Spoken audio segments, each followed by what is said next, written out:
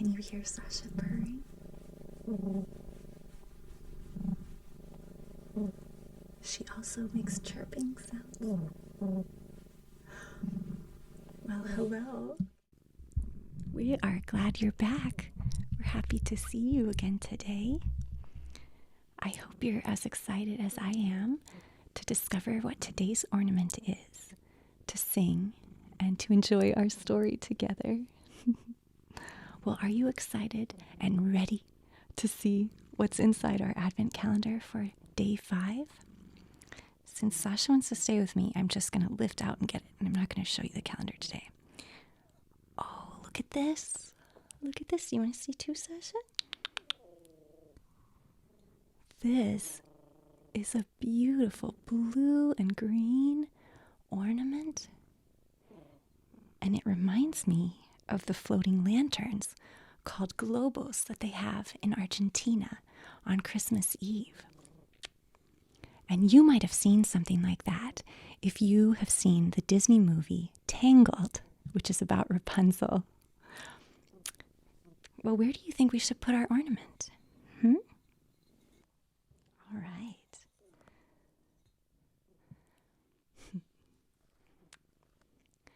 Now, globos are paper balloons that have a little flame inside, which makes them glow and also fills them up with warm air so that they float into the sky, just like a hot air balloon. The globos fill up the night sky on Christmas Eve. Isn't that beautiful? Well, Argentine people must really love lighting up the night sky because fireworks are also a big part of their Christmas Eve celebrations. And many of these last until morning. Now, I bet you already know how to wish people a Merry Christmas in Spanish. It's just like in the famous song, Feliz Navidad, Feliz Navidad. Now, there are a lot of different accents in the ways that people speak Spanish around the world. But the way that I know how to pronounce this phrase is Feliz Navidad. That's Feliz, Feliz, Feliz Navidad. Navidad. Navidad. Feliz Navidad. Very good. And do you know what else I like about Christmas time in Argentina? They keep up the Christmas spirit all the way through Epiphany, or the Three Kings Day, on January 6th. And that's the day when many Argentinian children receive their presents. Now, some children leave their shoes outside the front door to be filled with presents. And they also leave water and hay for the horses of the Magi, or the kings. I think that's very nice and thoughtful indeed. Now, many Argentine families have decorations that include the three kings, usually in a nativity scene or pesebre. Now, speaking of decorations, do you remember the song about decorating that we started learning yesterday? It was called Deck the Halls. And why don't we sing the beginning together, and then we'll learn the second part, okay? So the beginning is, deck the halls with boughs of holly, fa la la la la la la la la. 'Tis the season to be jolly, fa la la la la la la la la. And the new part is, don we now our gay apparel, fa la la la la la la la. Troll the ancient Yuletide carol, fa la la la la la la la la. Now, this is quite an old song, and we use some of the words to mean different things nowadays. So the first line, don we now our gay apparel, in that line, don means to put on or to wear. And gay, the older meaning of gay, was cheerful or festive. And then apparel is a word that means clothing. So don we now our gay apparel means let's put on our festive clothing.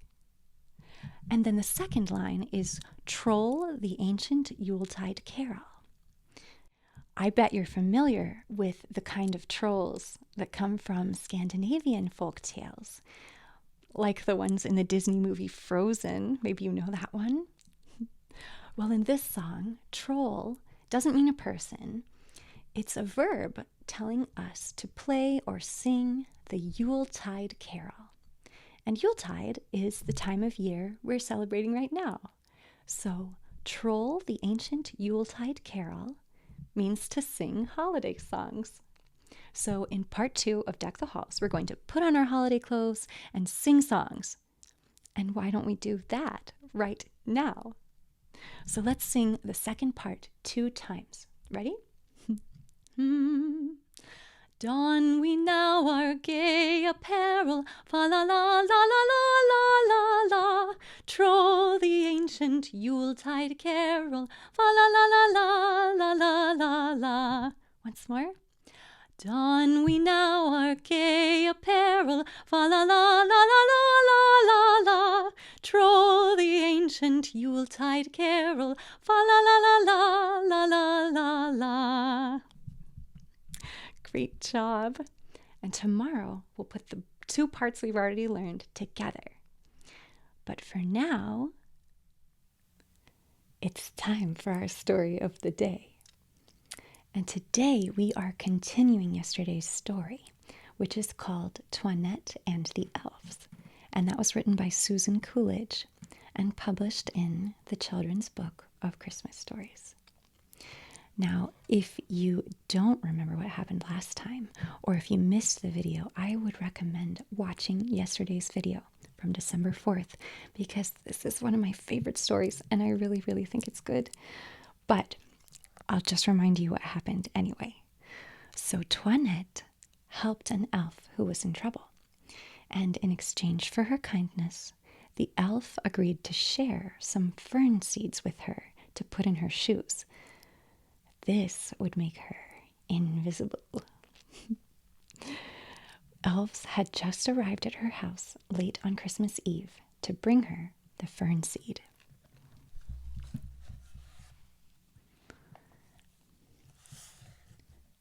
Do you still wish to try the experiment of being invisible, Toinette? Oh, yes, indeed I do. Very well, so let it be.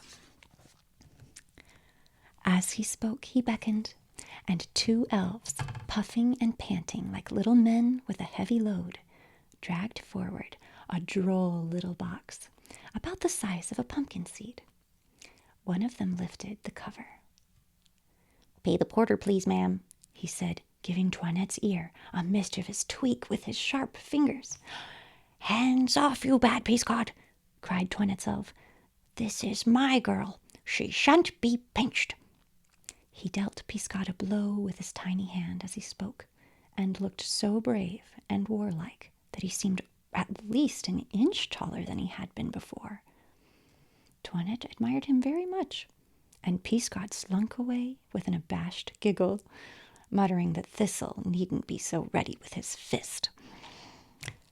Thistle, for thus it seemed Toinette's friend was named, dipped his fingers in the box, which was full of fine brown seeds, and shook a handful into each of Toinette's shoes as they stood, toes together, by the bedside. Now you have your wish, he said, and can go about and do what you like, no one seeing. The charm will end at sunset. Make the most of it while you can. But if you want to end it sooner, shake the seeds from the shoes, and then you are just as usual. Oh, I shan't want to, protested Toinette. I'm sure I shan't. Goodbye, said Thistle, with a mocking little laugh. Goodbye, goodbye, replied the other elves in shrill chorus. They clustered together as if in consultation. Then straight out of the window they flew, like a swarm of gauzy winged bees, and melted into the moonlight. Toinette jumped up and ran to watch them, but the little men were gone. Not a trace of them was to be seen.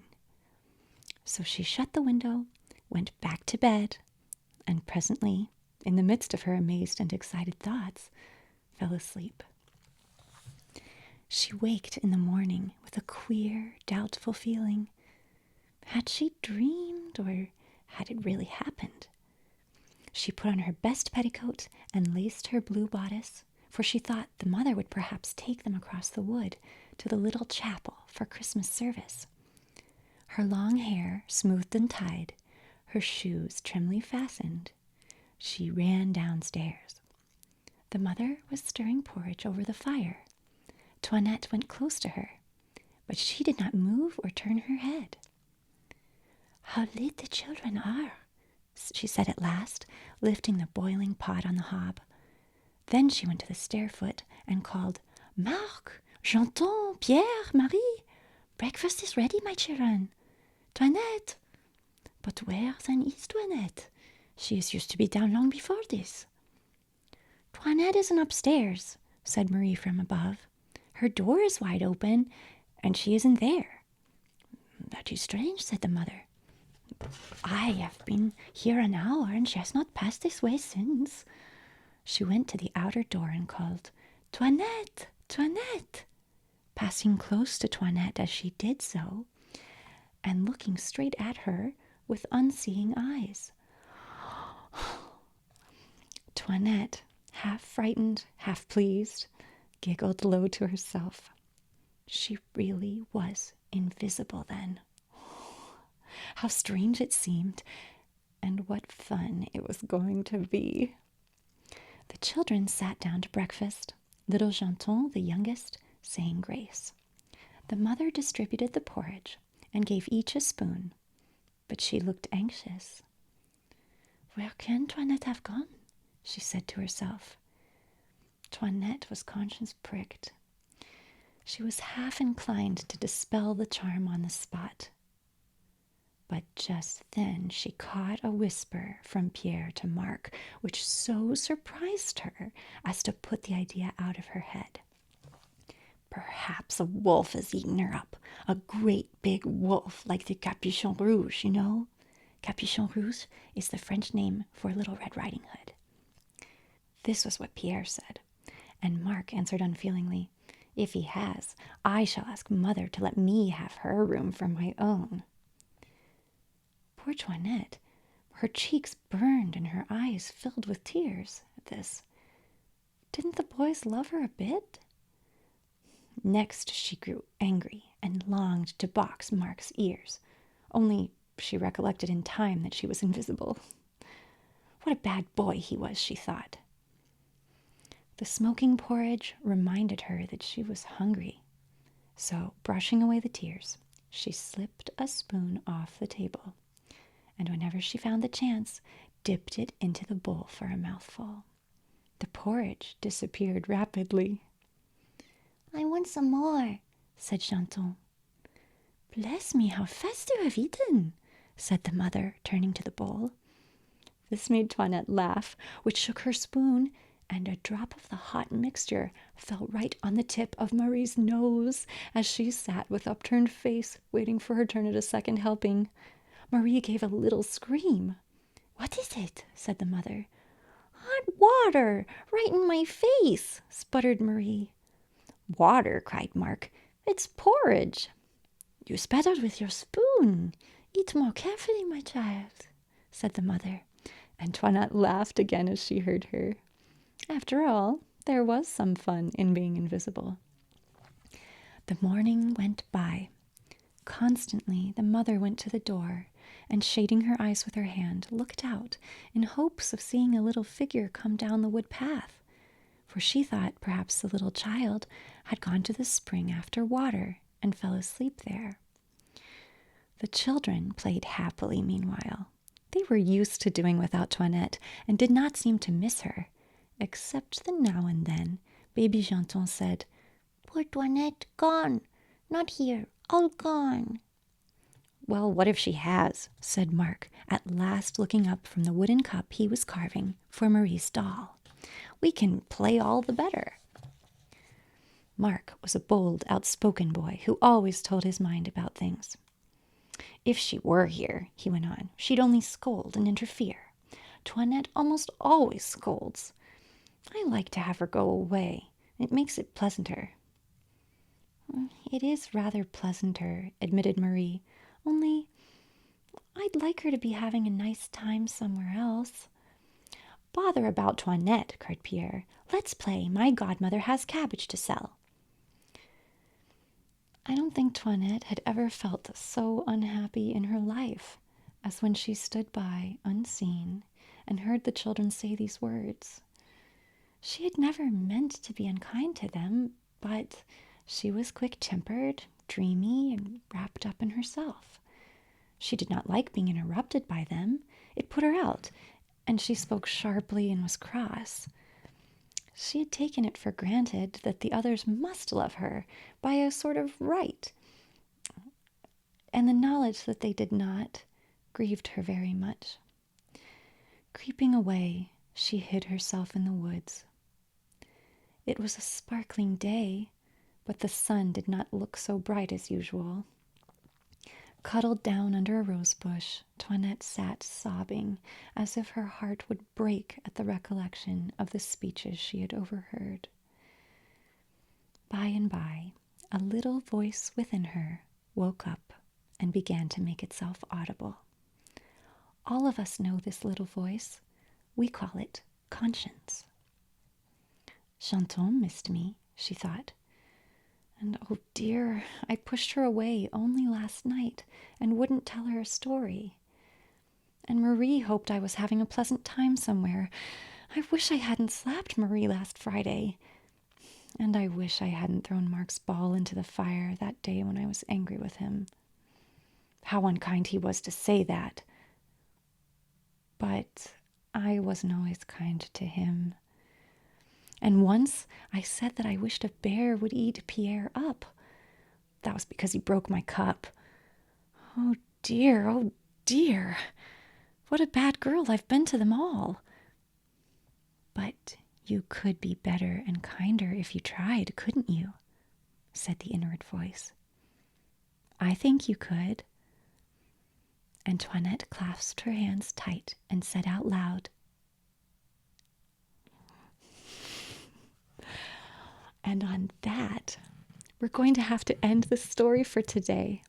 So next time we will hear the end of Toinette and the Elves, and we'll find out what she decided to do and how her family responded to that. Why don't we end our time today with another Christmas carol? This one is called Angels We Have Heard on High. And if you know it, why don't you sing with me?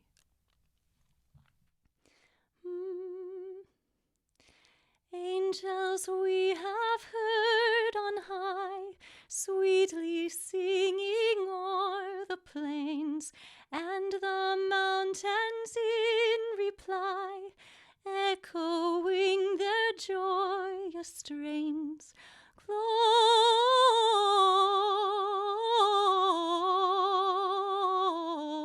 Gloria in excelsis Deo, Gloria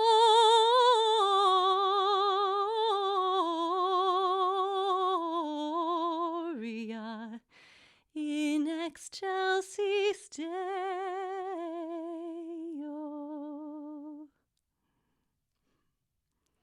I'm so glad I got to see you today. I'll see you again tomorrow.